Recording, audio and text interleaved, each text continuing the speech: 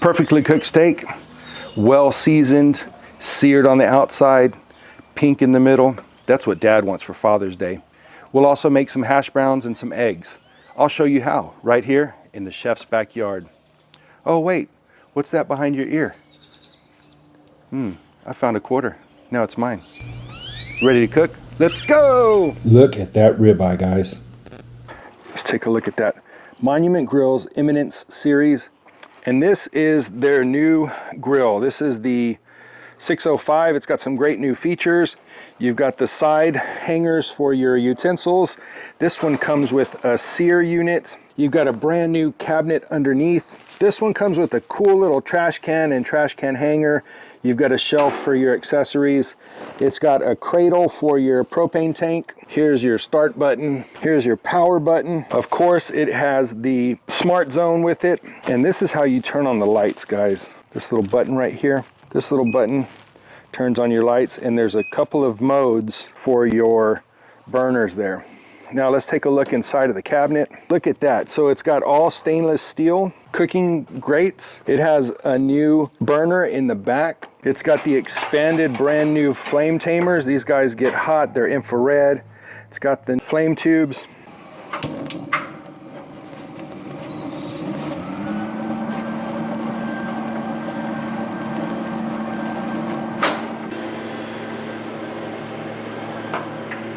For this steak, we're going to use our sear burner. This thing gets hot and is perfect for cooking steaks.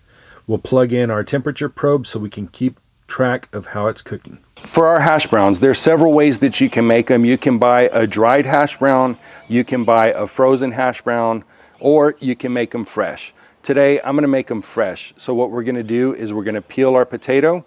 We'll shred it up. I've got a food processor to do that. Then we need to get the water out of the potato, and so we'll use a towel to squeeze that liquid out of the potato.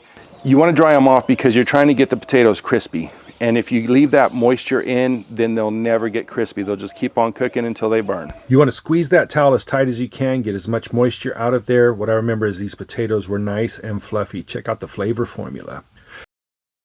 Now we're going to season the potatoes. We're going to do a little bit of salt and pepper, a little bit of garlic powder. You can add in some onion if you like. And just give it a mix. You know, you want to season it all the way through. Now we're going to make our coffee chipotle rub. We're going to add some coffee, some chili powder, some paprika, little onion powder, garlic powder, salt, fresh cracked pepper, a little chipotle powder, and let's give it a mix. This will be the rub, and we'll even throw some in our hash browns. Now let's dry that steak off, and we're going to season it, and we're going to let it rest while we start cooking those hash browns. Go ahead and give it a pat. Now we're going to make the glaze. We're going to do a little glaze for this. It'll be a whiskey glaze. We're going to add brown sugar, some honey, some worcestershire sauce, and a little bit of seasonings. But if you use that cup like that, now you don't have to get the cup dirty. You can put the honey right in there, and you're going to know how much to use.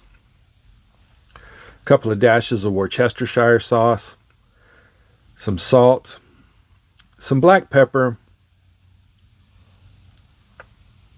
Kick it up with some chili flakes, and don't forget the whiskey or the bourbon. So we've done all our prep work. Now let's start cooking. Let's fire up the grill and start cooking.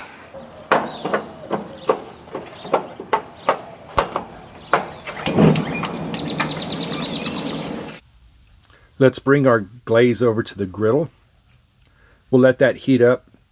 We're going to get our griddle ready with a little bit of this beef tallow. We're going to add some butter on there as well, right? We don't want those hash browns to stick, and we want them to get crispy. We'll also cook our eggs on here.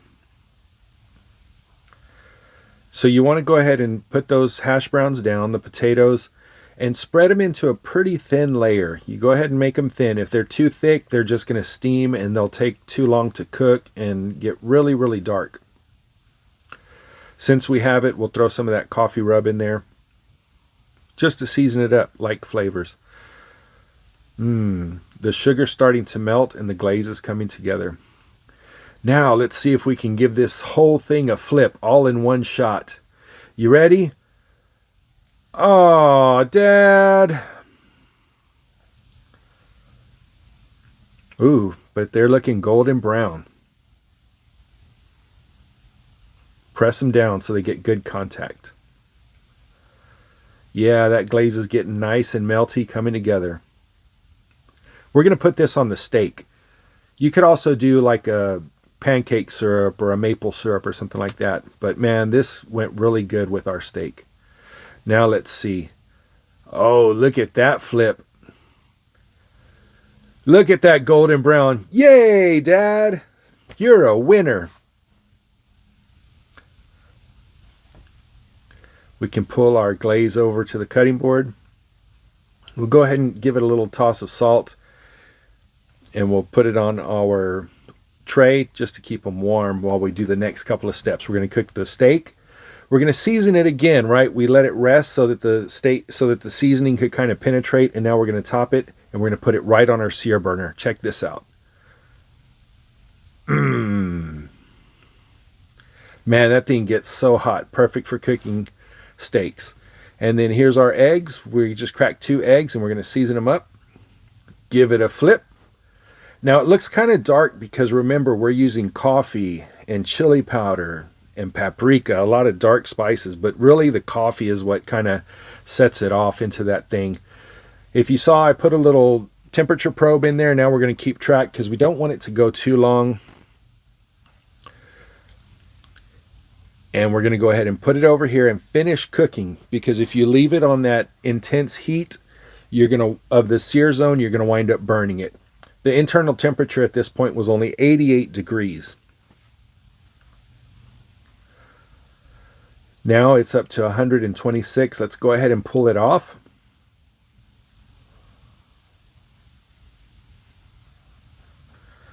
Ooh, how about that? What do you think of that, guys? I think it looks beautiful.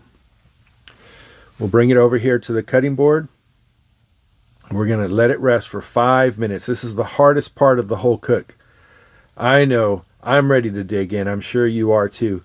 But that gives us a chance to glaze the steak and gives that glaze a chance to work with the steak.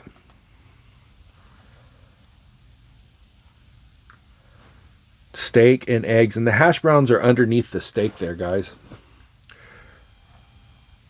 Let's go ahead and cut up our steak.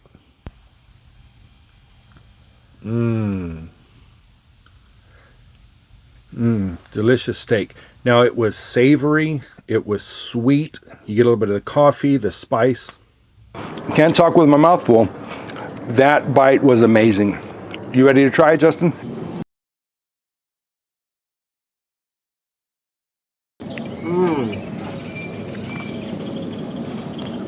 Fire. How's that whiskey glaze? Smooth.